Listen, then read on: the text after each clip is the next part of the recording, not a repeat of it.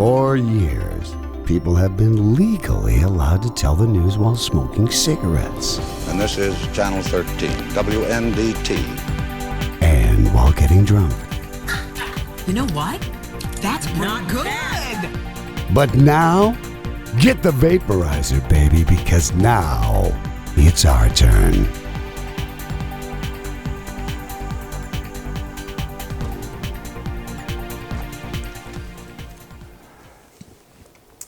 Welcome to High News. I'm your host, Adam Hartle. And our top story tonight, Donald Trump continues to dominate the Republican field 3 weeks after the first debate. And noticeably absent from the first debate was Texas Governor Rick Perry, who many analysts said was left off the stage for 3 reasons. 1, newer candidates are joining the race. 2, his recent polling numbers. And 3,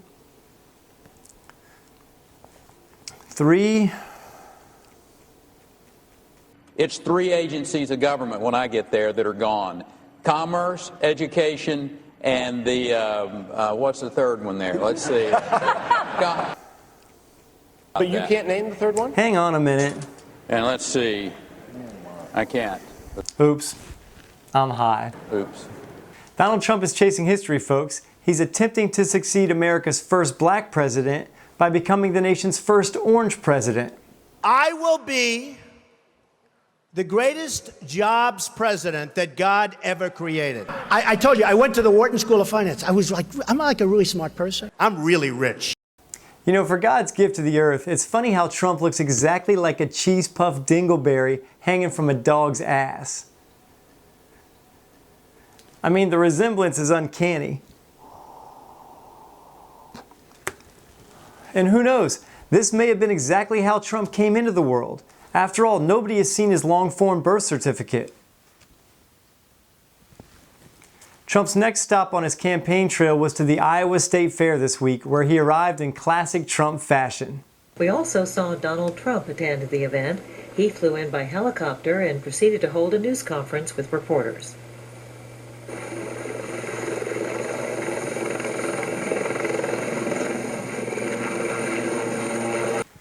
I found it ironic that while Trump was performing sky donuts in the air, Bernie Sanders was on land talking about the environment of all things when Trump's helicopter interrupted him mid-speech. Take a look. The debate is over. Climate change is real. Climate change is caused by human activity. What the United States must do, and I will do as president, is lead the world working with other countries to transform our energy system. There's Donald Trump. What can we do?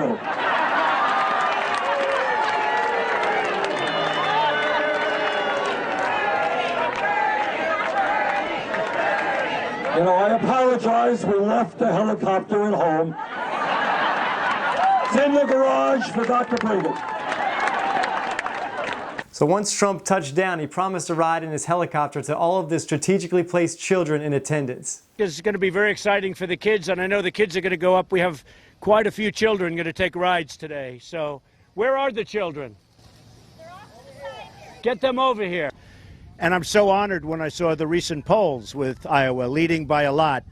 But we have actually, and we started with the smaller venues, and we've gotten bigger and bigger. The crowds have gotten to be enormous, actually. I love my kids. Come here, kids. Does anybody want to take a ride? Looks nice, right? Yeah. How many are you taking at one time? Like 6, 7, 8, something. How is Trump's helicopter pilot even more of a ball buster than he is? Hey, how the hell should I know? Give me 3 of them heavyset kids and 2 of them nerds. Yeah, you twos, get over here. At one point during the speech, Trump called out the legally corrupt system of American politics by drawing on his own experiences as a part of said corruption. Thank you. Jeb Bush. You talked about Jeb Bush yesterday being a puppet of all his donors raising $100 million. Well, Jeb Bush is a puppet to his donors. There's no question about it. He's got lobbyists. I know them. The second part of the question, your critique of him as being a puppet, you admit that you were essentially a puppeteer controlling. Oh, I was one of the greats. But now I'm on the different side. I know how the system works better than anybody. Why is what you do? Many of the people that gave to Jeb and to Hillary and to everybody else They're friends of mine or enemies of mine, but they're people I know. These are not people that are doing it because they like the color of his hair, believe me. These are highly sophisticated killers. That's like saying you know how to stop the sale of street drugs or prostitutes because you used to buy crack or hookers all the time. Hey, I'm the guy to clean it up. Are you kidding me? Nobody's better than Trump. Nobody's bought more hookers. Nobody's bought more crack. Believe me, I'm the guy. I know all the dealers. I know all the pimps. They're killers. I know these guys. They're friends of mine. But as Trump went on and on, he began to lose some of the audience members, especially all those kids in the background who were still waiting for that helicopter ride. Will have grave consequences. We're a debtor nation. We owe $19 trillion. Well, the billion-dollar surplus is a $2.2 billion deficit. And nobody was willing to say it but me. And I didn't want to say it. I would not have said it until he attacked me. Then I said, thank you very much. Then I said it. When was the last time you saw this country have a victory? We don't have victories. I'll get along great with foreign leaders. I get along great with them right now. I'm all over the world. I'm building in China. I'm building it all over the world. I get along great. I will have great... Why? Do you think they're getting along good right now? Putin can't stand Obama. Nobody. Who likes Obama? And I think our people have no idea what's happening. And do you agree with me? Does everybody agree with me? Yes. Whatever you say, Chester Cheetah. Can I ride in the helicopter or what?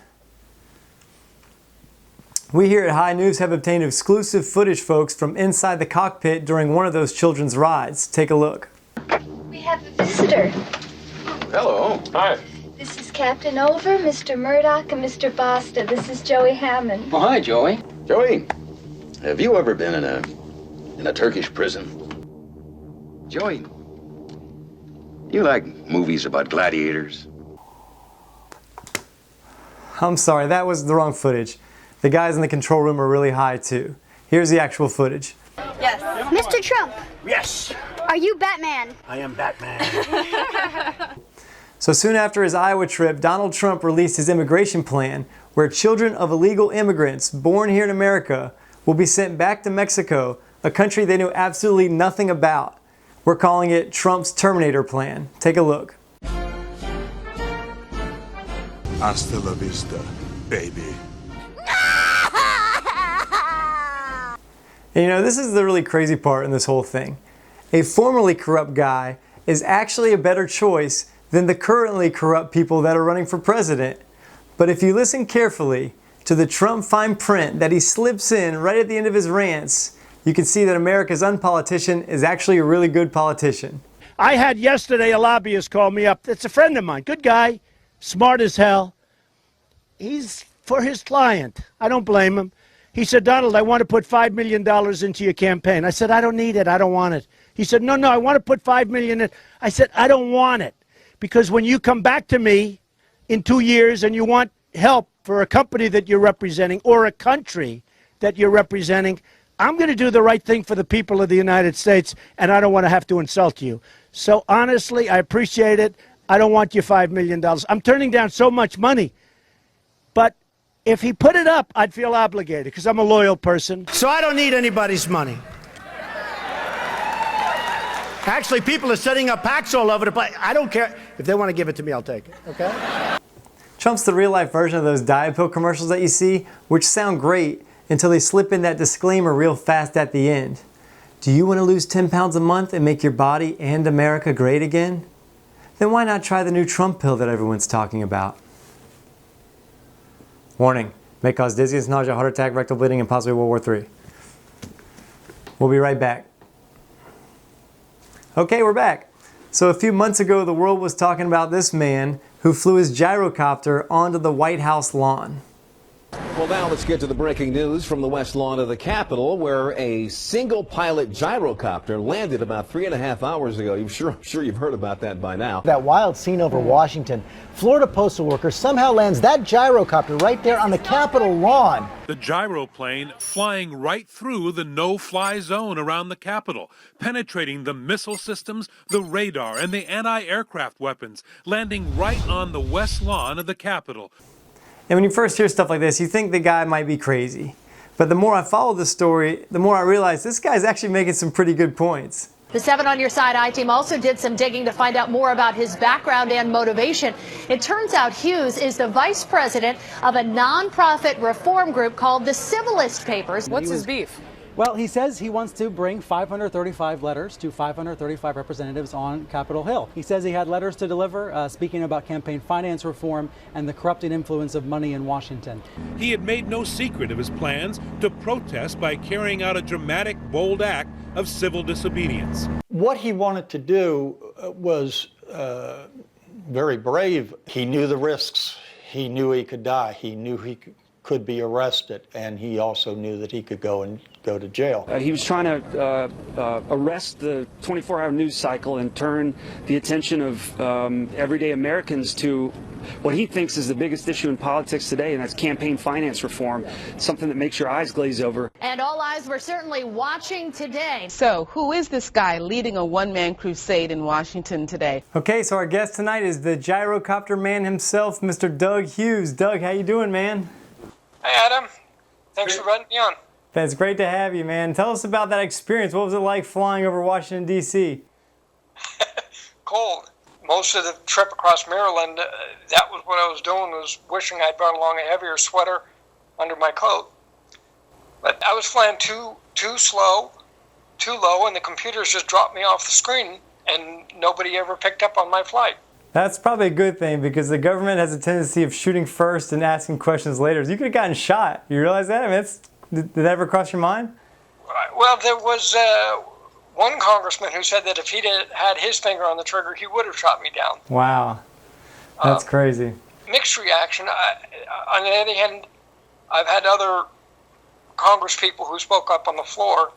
There was a Republican from North Carolina who said that he couldn't defend my flight, but he understood why I was doing it. Now, in terms of the people on the ground, I mean, for some of these videos that we've seen, you're flying over a bunch of different people. Was there any chance that anybody could have gotten hurt? I mean, how would you have felt if somebody would have gotten hurt? Well, I've had to make emergency landings before. A gyroplane can be landed in a very small area. I mean, figure half a tennis court. And I was always flying with an eye to where I could put the gyro down. I mean, the entire flight, even over Maryland, I was looking. When you fly, you're always looking for what's the next place you could put down if the engine gave out right this minute. Let's talk about Citizens United. I mean, the reason you did this was to draw attention to the money that's funneled to politicians throughout their campaign cycles. Talk a little about that and why that's such a big deal to you. It's completely obvious that that part of the system, collecting money and selling yourself out in order to get elected the first time and stay elected after that, is wrong. But then there's, after they're elected, 1 year and 1 day after they leave office, they can become registered lobbyists, and over half of them do. That's crazy. Working for K Street, they make $2 million a year. And they had their lobbyist firm picked out while they were in office. They knew where they were going to go after they left. To me, it's like if the NFL owners were legally allowed to bribe the referees, yet the American people would be expecting a fair game. It just wouldn't happen. That's right. And the owners would say, well, no, it's a fair game because all of us owners can buy our own officials. Yeah, okay? That's wild. That's not what the people come to see the game want. They want to see a fair game. Sure. Not who can play the system better. Yeah, it's a big game. So in terms of your last court appearance, I understand you had a hearing and they offered you a plea deal and you turned it down. Is that correct? That's right. The prosecutor offered me a 10-month deal. Okay, and 10 months of jail time. Yeah, 10 months, and some of it might have been, depending on how the judge handled it, might have been probation. Yeah. But I don't think that any jail time is justified in an act of civil disobedience where there was no injury, no property damage, and there was never intended to be either. That's cool, man. Well, you're a super cool dude. It's been great chatting with you, Doug, and keep up the great work, buddy. Anytime, Adam. Thanks for being on the show. Thank you. Well, that's it for our inaugural show, folks. I hope you guys had as much fun as I did. Be sure to follow us on Facebook, Instagram, and Twitter. You can also watch my independent comedy documentary on marijuana legalization at your home through Amazon Video on Demand. And also check out my stand-up comedy and tour dates at adamhartle.com. Thank you again so much for watching. We are 100% sponsor and commercial free, so if you'd like to support the show, you can do so at our PayPal, highnewsshow@gmail.com. See you next time. I'm out.